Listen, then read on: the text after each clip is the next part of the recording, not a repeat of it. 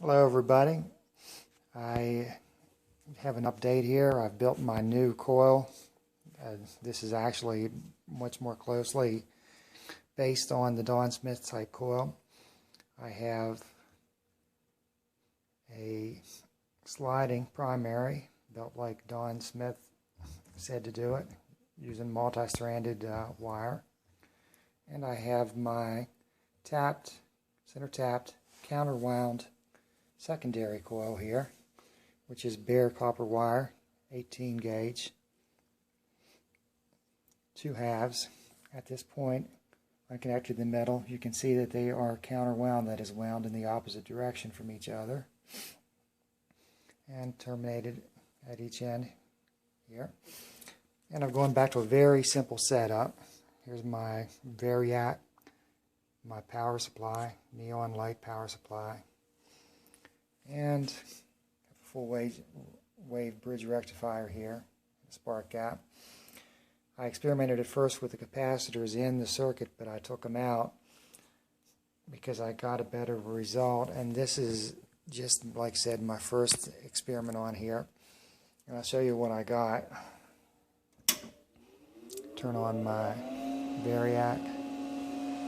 And I don't have to turn it up very far, about 40 volts to get something going on here. If you notice, as soon as I get this thing going here, and I slide my coil, input coil, on here at this one spot, I get a pretty good reaction.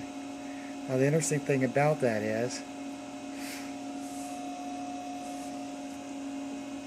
it only seemed to happen at this one spot here in the coil as I slide the primary along. I've done this very simply. I just have this on 2 little wooden roller pins to make it easy. And you would think if I get this result here at this spot in the coil, I would get an equal result on the other side, because there's nothing different about these 2 coils. But you can see that I don't get a result anywhere along there. Of course, the other interesting thing is these 2 secondaries are not connected. There's no physical connection between those 2 halves, so there is no closed circuit for this to be functioning. So it's obviously functioning at radio frequencies using the capacitance of the coil somehow. The other interesting thing is,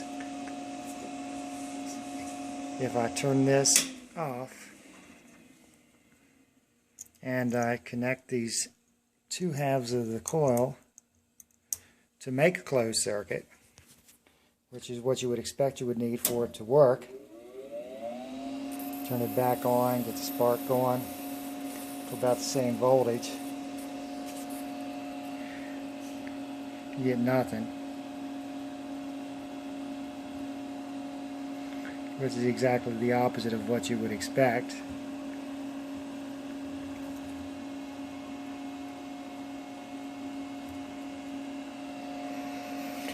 So, disconnect that again, turn it back on, the spark going. Again, you can see it only takes a voltage of about 35 to 40 volts to get a spark going. And that's all it takes when you get this at the right spot to light this up. Another interesting thing you can see here, let me shut this down a minute, disconnect this, back on. No, it's not going to do it for me now, but I didn't even need to have this connected in here. It was picking it up, maybe a little bit of higher voltage. It was picking it up, just being in the air. It's not gonna do it for me now. But I'll try to do this all in one, doing it the way Don Smith said to tune it. Going along here like this. Don't get anything on this coil. No, it's not going to do it for me now that I'm taping.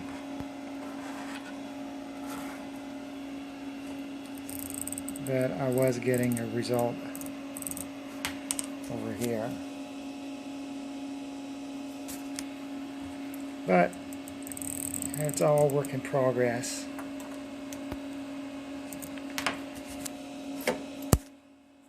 It's all interesting to see what kind of results you get.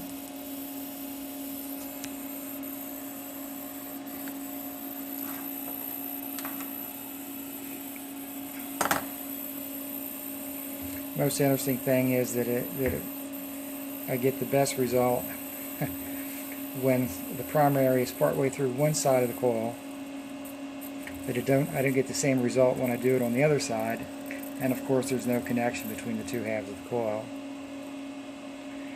But this is just the first step, and I'll go on from here. Thanks for watching. Bye.